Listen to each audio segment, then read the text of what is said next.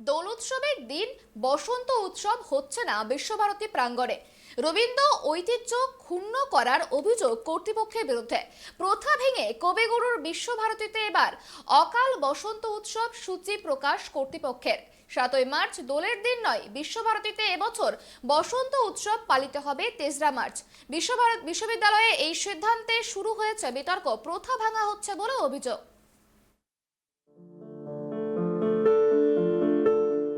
3রা March বসন্ত বন্দনার অনুষ্ঠানসূচি প্রকাশ করল বিশ্বভারতী কর্তৃপক্ষ। অর্থাৎ আগামী 3রা মার্চ শান্তিনিকেতনে হবে বসন্ত উৎসব। পড়ুয়া অধ্যাপক অধ্যাপিকা কর্মীরাই শুধুমাত্র প্রবেশ করতে পারবেন বলে উল্লেখ করা হয়েছে, কিন্তু পর্যটক বা আশ্রমিক প্রবেশ নিয়ে রয়েছে জল্পনা। উপাচার্য বিদ্যুৎ চক্রবর্তীর সময়কালে 2019 সালে শেষবার বিশ্বভারতীতে সার্বজনীন বসন্ত উৎসব হয়েছিল।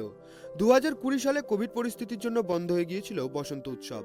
তারপর থেকে বিশ্বভারতীর উপাচার্য বিদ্যুৎ চক্রবর্তীর একাধিক সিদ্ধান্ত নিয়ে রাজ্যের সঙ্গে শুরু হয় সংঘাত। পড়ুয়া, আশ্রমিক, প্রাক্তনী, কর্মী, অধ্যাপক অধ্যাপিকাদের একাংশের সঙ্গেও দূরত্ব বাড়ে উপাচার্যের। ফলে পৌষ মেলার পাশাপাশি বন্ধ হয়ে যায় বসন্ত উৎসবও। 2021 ও 2022 সালে উপাচার্য নিজেদের মধ্যেই এই উৎসব উদযাপন করেছিলেন। এবারও নোবেলজয়ী অর্থনীতিবিদ অমর্ত্য সেনের জমি বিতর্ককে কেন্দ্র করে উপাচার্যের বিরুদ্ধে নিন্দার ঝড় উঠেছে সর্বত্র। এই পরিস্থিতিতে 7ই মার্চ দোলের দিন বসন্ত উৎসব করছে না বিশ্বভারতী কর্তৃপক্ষ।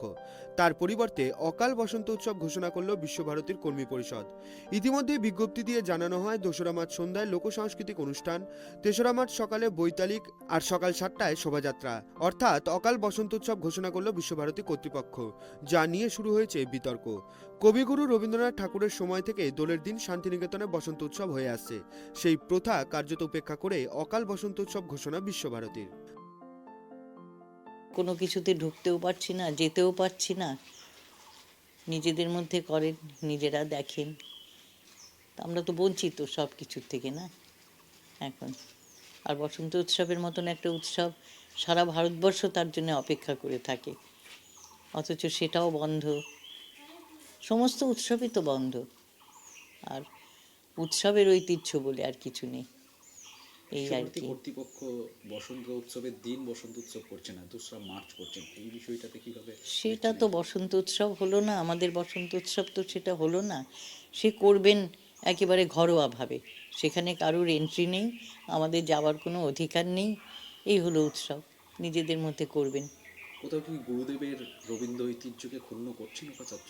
রবীন্দ্র ঐতিহ্য তো নেই, পদে পদেই তো ক্ষুণ্ণ হচ্ছে। 2019 সালে শেষবার বসন্ত উৎসব হয়েছিল। তাতে অংশ নিয়েছিলেন পড়ুয়া, আশ্রমিকদের পাশাপাশি বহু পর্যটক।